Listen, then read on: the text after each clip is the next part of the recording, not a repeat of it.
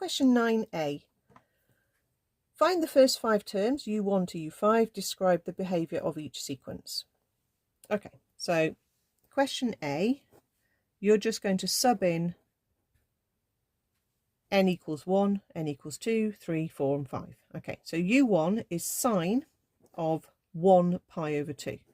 Now just make sure you're in radians if you're using a calculator to work this out, because obviously if you type this in degrees, it's not going to work. Sine of pi over 2 should be a 1, but in degrees it doesn't understand you and it gives you a horrible decimal. Okay, so anything where you're dealing with pi in there should be a bit of a flag for you to then go, right, it's radians. Okay, so make sure your calculator's in radians, and if you try sine of pi over 2 this time, you get 1. And of course you can think, well, pi over 2 is 90, so sine 90 is 1.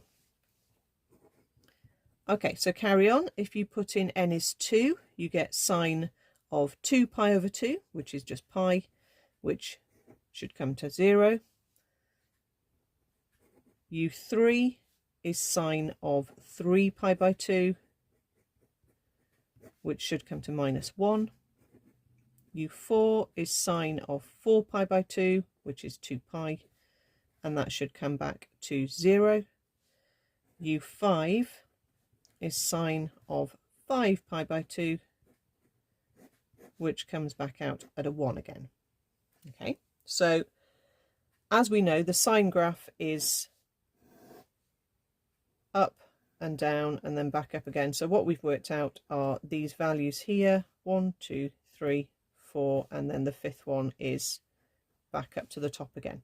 So describe the behavior of the sequence. This is called a periodic sequence. Okay, you could say the word oscillating as well. Okay, they will accept that. And the period here is 4, because that's the number of different terms we get before it repeats itself again.